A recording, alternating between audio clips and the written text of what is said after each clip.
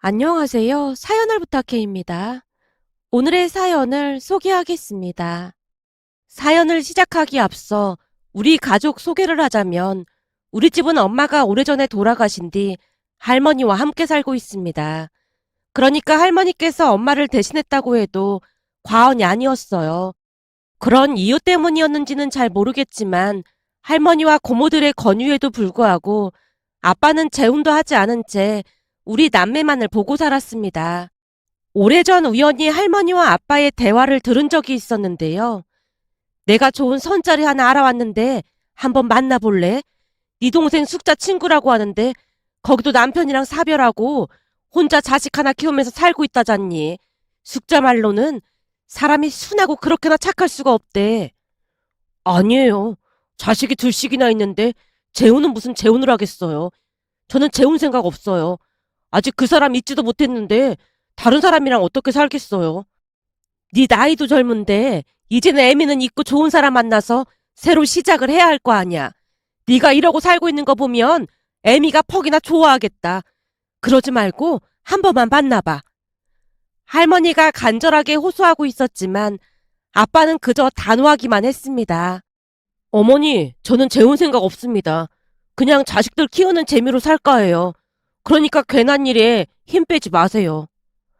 아빠 모습은 그 어느 때보다 단호했고 할머니가 화를 내기 시작했어요. 넌 어쩜 그럴 수가 있는 거니? 너한테 네 자식들이 중요한 만큼 나한테는 너도 소중한 자식이야. 근데 이 애미 심정은 생각하지도 않고 어쩜 네 생각만 할 수가 있어? 어머니, 누구를 만나는 것도 마음이 가야 만나죠. 혹시나 살다가 마음 바뀌면 그때는 다시 말할게요. 라며 아빠가 할머니를 피해 집을 나갔습니다. 그런 아빠를 보던 할머니의 눈이 이글거리고 있었다고 해야 할까요? 곧 할머니가 가까이 살고 있던 큰 고모에게 전화를 해서 불렀습니다.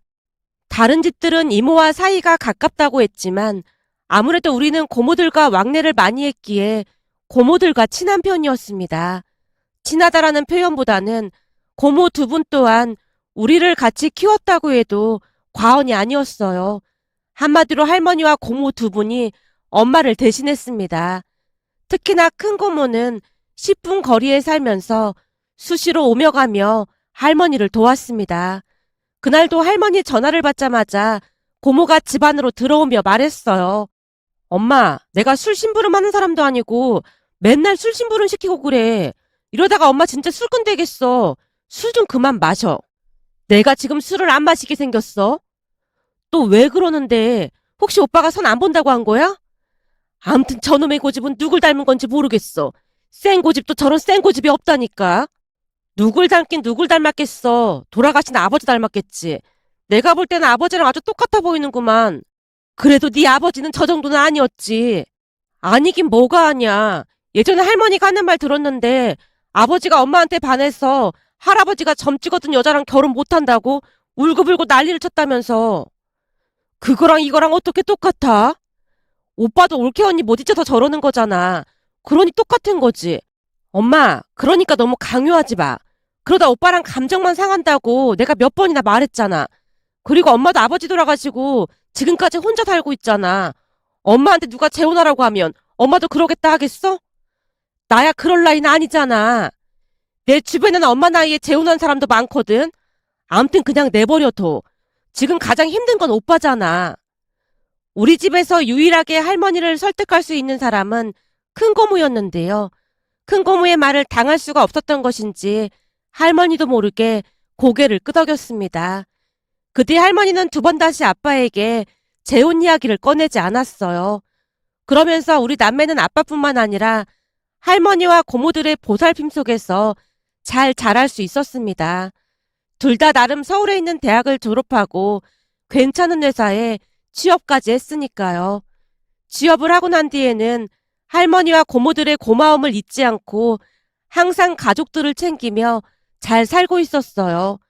물론 오빠가 새언니를 데리고 오기 전까지는 말이죠.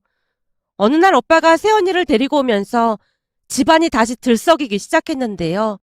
새언니가 첫 인사를 하고 가던 날 고모 두 분이 뒷목을 잡고 소파에 그대로 주저앉았습니다. 다들 눈치만 본 채 입을 다물고 있는 모습에 큰 고모가 제일 먼저 입을 열었어요. 난 살다 살다 저런 캐릭터는 진짜 처음이네. 너만 처음인 줄 알아? 나도 처음이야. 아니지. 다들 처음이겠지. 세상에 별수런 꼴을 다 보겠네. 할머니 입에서 감탄사가 새어나오고 있었습니다. 그도 그럴 수밖에 없었던 것이 새언니의 첫인상은 눈치가 없어도 너무 없었다고 해야 할까요? 우선 처음 집에 들어서자마자 새언니가 찢어질 듯한 목소리로 머리가 땅에 닿을 정도로 허리 숙여 인사를 했습니다. 그 모습이 너무 과해 보여 가족들이 다들 뒷걸음질까지 쳤는데요. 새언니는 전혀 아랑곳하지 않는 모습이었어요. 인사를 마친 새언니가 마치 무슨 회담이라도 하듯 가족들과 일일이 두 손을 맞잡고 악수까지 하며 신나서 떠들어댔습니다. 고모님들, 제가 꼭 뵙고 싶어서 다 같이 뵙자고 했는데 괜찮은 거죠? 아, 예, 괜찮겠죠. 안 괜찮을 게 뭐가 있겠어요. 큰 고모가 새언니를 향해 어색한 미소를 지어 보였지만 눈치 없는 새언니가 또다시 큰 소리로 말했어요. 큰 고모님, 너무 예쁘신 거 아니에요? 저보다 예쁘면 안 되는데. 저는 어때 보여요? 예? 아, 예, 예쁘네요. 연예인 같아요. 어머, 정말요? 자기야, 큰 고모님이 나보고 연예인 같대. 자기도 들었지? 라며 새언니가 펄쩍펄쩍 뛰고 난리도 아니었습니다. 그 모습에 고모들이 쌍둥이 마냥 동시에 양미간을 찌푸린 채 새언니를 응시하고 있었는데요. 새언니가 과장된 표정에 목소리에 힘까지 주어 말했습니다. 모두 만나서 반갑습니다. 정말 영광이에요. 나 원참 진짜 별꼬라지를 다 보겠네. 내내 참고만 있던 할머니 입에서 그 말이 툭 하고 튀어나왔고 가족들이 다들 새언니 눈치를 보고 있었는데요. 할머니 말이 끝나자마자 새언니가 배꼽까지 잡고 웃어댔습니다. 할머님, 꼬라지요? 별꼬라지요? 할머님 너무 재미있으신 거 아니에요? 뭐? 재미있어? 하긴 내가 예전에 웃기다는 소리를 많이 듣긴 했지. 우리 남편이 나랑 같이 있으면 시간 가는 줄 모른다고 했다니까. 순간 할머니가 뭐에 홀린 듯 대꾸를 하고 있었고 큰 고모가 급히 할머니 손을 잡고 눈치를 줬습니다. 엄마, 그런 얘기를 뭐하라고 그래? 아니, 내가 뭘 어쨌다고 그래? 할머니가 가족들 눈치를 보고 있었지만 새언니는 전혀 아랑곳하지 않았어요. 어머, 이 음식들 전부 저를 위해 차리신 거예요? 우선 앉아서 같이 먹자고. 할머니 말에 가족들이 슬금슬금 상 가까이로 앉았는데요.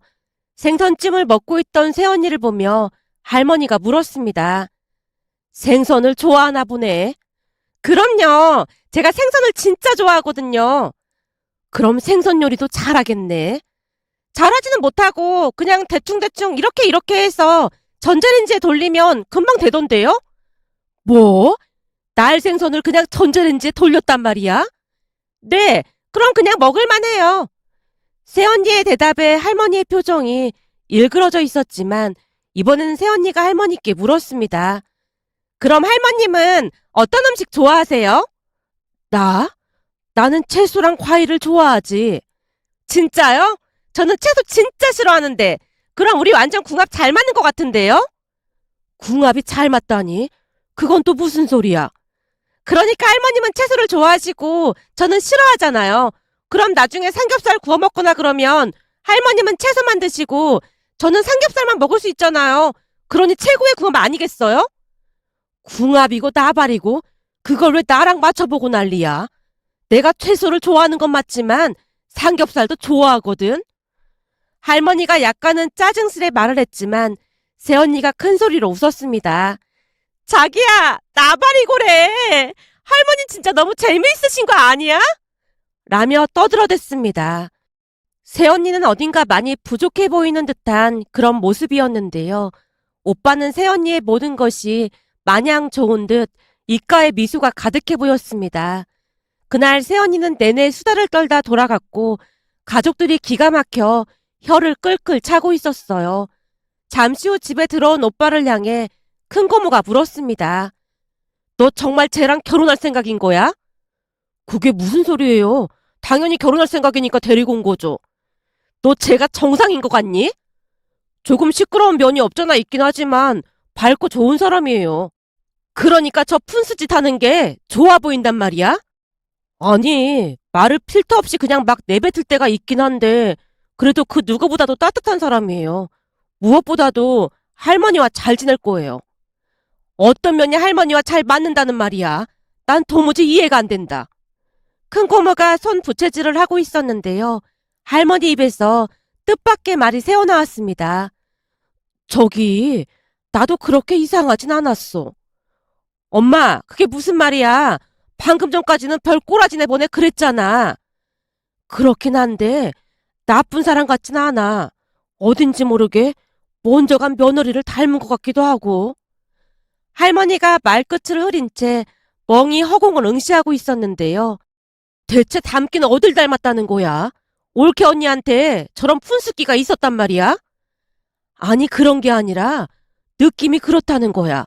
풍겨지는 느낌이. 대체 뭔 소리를 하는 거야?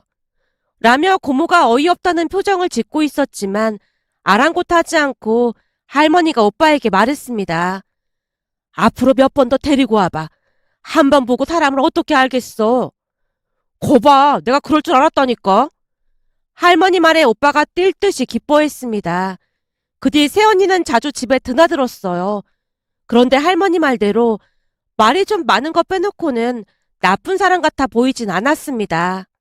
어느 날은 주말에 친구를 만나고 집에 들어갔더니 가족들이 둘러앉아서 뭔가에 열중하고 있느라 제가 왔다는 사실조차도 모르고 있었습니다. 무슨 일인가 싶어 가까이 다가가 보니 할머니와 고모 두 분, 그리고 아빠까지 앉아서 새언니와 고스톱을 치고 있었어요. 아니 지금 뭐 하는 거예요? 할머니 고스톱 칠 줄 몰랐잖아. 아가씨, 어서 와요. 할머니가 신빙이시긴 한데 이쪽으로 재능이 있으신 것 같아요. 화투판에 숨은 진주라고 해야 할까요? 그러게. 알고 봤더니 엄마한테 타짜기가 있었네 그래.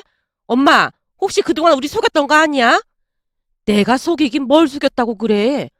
그렇지 않고서야 신빙이 이렇게 잘한다는 게 말이나 되는 소리야? 근데 신빙이라는 말이 이럴 때 쓰는 말이 맞긴 한 거니? 큰고모님, 지금 그게 중요한 게 아니에요. 손은 눈보다 빠르다. 할머니 기술 쓸 수 있으니까 잘 보셔야 한다고요. 라며 가족들이 고스톱에 열중을 하고 있었는데요. 그 모습에 어찌나 기가 막히던지 피식 웃음이 새어나왔습니다. 그렇게 새언니는 마치 처음부터 우리 가족이었던 것 마냥 자주 드나들면서 잘 지냈습니다. 물론 저랑도 큰 문제 없이 지냈는데요. 조금 시끄러운 것만 빼면 딱히 나쁠 것도 없었거든요. 무엇보다도 할머니와 잘 지내는 모습에 안심이 됐고 마음에 들었습니다. 그 뒤 두 사람은 상견례를 했고 집에 돌아온 큰고모가 그날 일을 말해줬어요. 사돈 양반이 하는 말이 맞벌이를 하느라 첫째인 선영이를 할머니한테 맡겼다는데 선영이 말투가 할머니한테 전부 배운 거라잖아. 근데 사돈 양반들은 의외로 엄청 조용조용 하더라고. 오늘 상견례에서도 선영이 혼자 신나게 떠들어대는 바람에 아주 볼만했어. 안사돈이 미안했던지 사과까지 하면서 다 말을 해줬고 말이야. 오늘 사돈 어르신도 모시고 나오지 그랬냐면서 엄마가 왜 안 나왔냐고 묻더라고. 그러게 우리가 같이 가자고 했잖아. 내가 가면 다들 불편하기밖에 더 하겠어. 그래도 엄마가 다 키운 거나 마찬가지인데 엄마가 나가야 하는 게 맞는 거지. 됐어. 그런 자리를 내가 뭐하러 나가. 라며 할머니가 고개를 내저었습니다. 사실 오빠 상견례 날 아빠와 고모가 할머니도 같이 나가자고 했지만 할머니가 기겁을 한 채 거절했습니다. 혹시 실수라도 할까 싶어 걱정이 된다고 했거든요. 그런데 큰 고모가 터져 나오려는 웃음을 참으며 상견례에서 있었던 일을 또다시 말했습니다. 엄마, 말도 마. 선영이가 말이야. 엄마가 신빙인데 신빙 중에 이렇게 고스톱을 잘 치는 사람은 처음 봤다고 하면서 잘만 가르치면 대성할 거라는 말까지 했다니까. 뭐? 그런 자리에서 그런 말을 했단 말이야? 내가 미친다 진짜. 그렇지 않아도 안사돈이 선영이 등짝을 날리면서 막 뭐라고 했다니까. 라며 큰 고모가 웃고 있었어요. 저도 상견례 날 참석을 하진 않았지만 마치 그곳에 있었던 것 같은 느낌이었어요. 그렇게 오빠와 새언니는 결혼을 했고 주말마다 놀러 오곤 했는데요. 어느 날 할머니가 새언니를 앉혀놓고 말했어요. 선영아, 내 말 잘 들어. 선영이는 착하고 얼굴도 예뻐서 그 입만 다물고 있으면 엄청 똑똑해 보이거든. 그렇죠. 제가 좀 직접으로 보이긴 하죠. 대학 다닐 때도 인기가 좀 많긴 했어요. 선영아, 지금도 그냥 아, 네 라고만 하고 더 이상 입을 열지 말고 그냥 다물어. 그것도 습관이야. 넌 다 좋은데 입만 열었다 하면 홀라당 깬다니까. 네? 홀라당 깨요? 여보, 할머니가 나 홀라당 깬대. 메모에다 써먹어야지. 라며 새언니가 물개박수까지 치면서 호들갑을 떨어댔고 할머니가 새언니를 노려보며 말했습니다. 얘가 지금까지 뭘 들은 거야? 잘 들어. 이런 경우에도 그냥 내 앞으로 주의하겠습니다. 라고 하면 되는 거야. 무슨 말인지 알겠어? 네, 주의하겠습니다. 이렇게요? 그래, 바로 그거야. 그렇게 하면 되는 거야. 근데 할머니랑 같이 있을 때는 안 그래도 되는 거 아니에요? 그러니까 고스톱치고 그럴 때는 봐주시면 안 돼요? 그래, 그건 내가 봐줄 테니까 다른 데서는 말을 할 때 항상 머릿속으로 적어도 10번은 생각해보고 말해야 한다. 알겠니? 네, 알겠습니다. 아이고, 말귀도 잘 알아듣고 착하지. 라는 칭찬에 새언니가 자리에서 벌떡 일어나더니 할머니 손을 맞잡고 덩실덩실 춤까지 췄습니다. 그 모습에 새언니가 절대 변하지 않으리라고 저는 확신했습니다. 하지만 사람들이 이상하게 보는 게 뭐가 대수겠어요. 비록 조금 특이하긴 하지만 우리 모두 새언니를 좋아했거든요. 그렇게 할머니는 새언니가 올 때마다 교육을 시켰습니다. 그러던 중 제게 남자친구가 생겼고 1년쯤 만나고 난 뒤 결혼 이야기가 나왔습니다. 남친 집에 첫 인사를 갔을 때 남친 엄마가 엄마 없이 자라서 고생했겠네 라는 뉘앙스로 말을 하기도 했지만 그냥 스치듯 말했기에 상관하지 않았어요. 그런데 얼마 뒤 상견례에서 큰 문제가 일어날 줄 누가 알았겠습니까? 우선 상견례를 얼마 앞둔 어느 날 남친이 말을 꺼냈어요. 저기 엄마가 상견례 날 가족들이 전부 나오는 게 좋겠다고 하거든? 대부분은 당사자랑 부모님만 나가던데 그러면 되는 거 아니야? 그게 다 다르다고 하더라고. 그래도 명색이 상견례인데 가족들을 전부 보고 싶다고 하시더라고. 그럼 아빠랑 할머니, 오빠 부부 그리고 고모까지 나가면 되는 건가? 아니, 고모님은 직계가족은 아니잖아. 우리 집에서는 고모가 엄마 대신이었는걸? 엄마가 고모는 참석하지 않았으면 좋겠대. 남친이 남친 엄마 말을 전달했는데요. 왠지 모르게 기분이 좋지 않았습니다. 결국 제가 남친에게 그대로 되돌려줬습니다.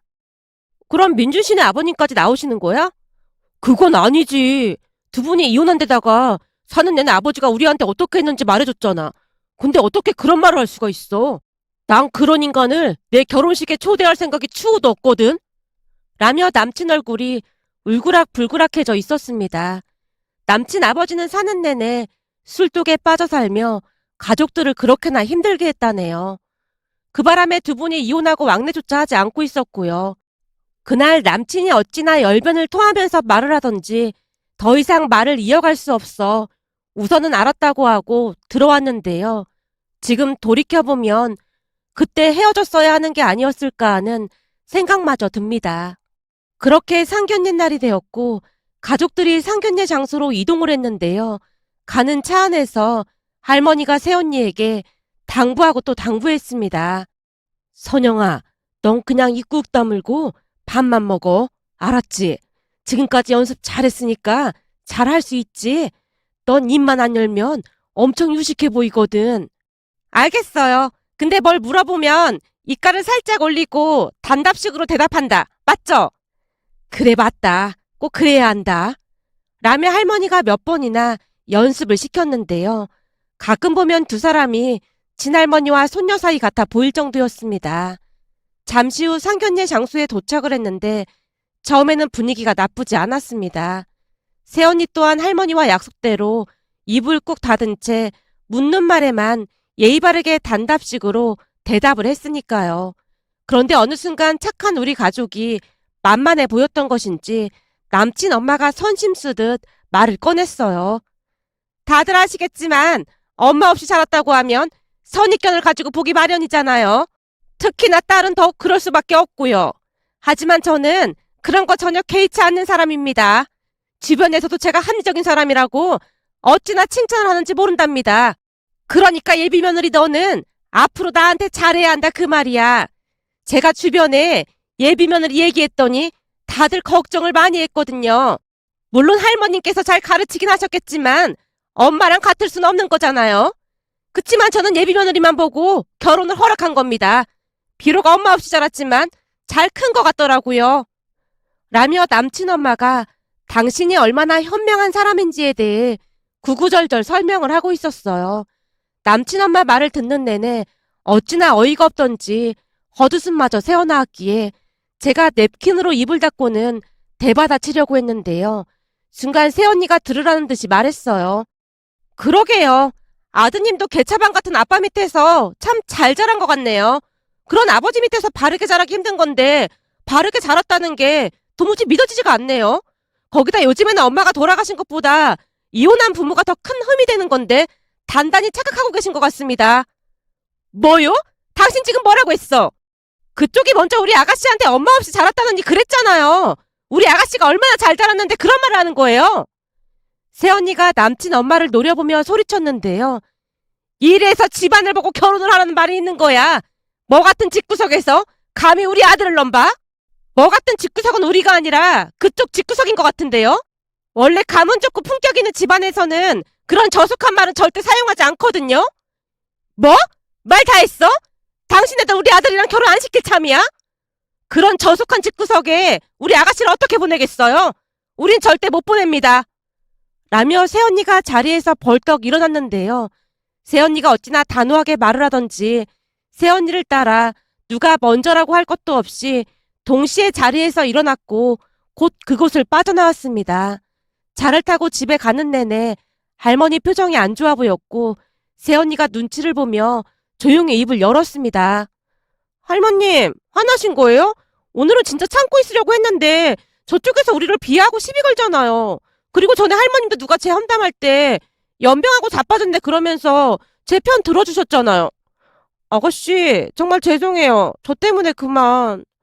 라며 새언니가 제게 사과를 하던 순간 할머니가 조용히 입을 뗐습니다. 잘했어. 미안할 게 뭐가 있어. 뭐 같지도 않은 집구석이 감히 우리 손녀한테 그따위로 말을 해? 그렇잖아도 내가 뒤집어 엎으려던 참이었는데 아주 잘했다 잘했어. 라며 할머니가 새언니 칭찬을 했습니다. 그 뒤 저는 당연히 남친과 헤어졌습니다. 그리고 새언니는 가족들에게 더욱 예쁨을 받고 있는데요. 할머니가 입만 열면 새언니 칭찬을 하거든요. 그렇지. 모름지기 가족이라고 하면 그렇게 지켜줘야 하는 거야. 우리 선영이가 지 시누이를 지옥 끝에서 구한 거나 다름없다니까. 라는 말을 입에 달고 살았습니다. 며칠 전에도 가족들이 둘러앉아서 무슨 보드게임을 하며 집안이 떠내려가라 웃고 있었는데요. 요즘은 고모부 두 분까지 참석을 해서 주말마다 집안이 시끌벅적하답니다. 그 모습에 새언니가 참 대단하다는 생각과 함께 고마운 마음이 들어 이렇게 글 남겨봅니다. 오늘의 사연은 여기까지였습니다. 즐겁게 보셨다면 구독, 좋아요 부탁드립니다. 고맙습니다.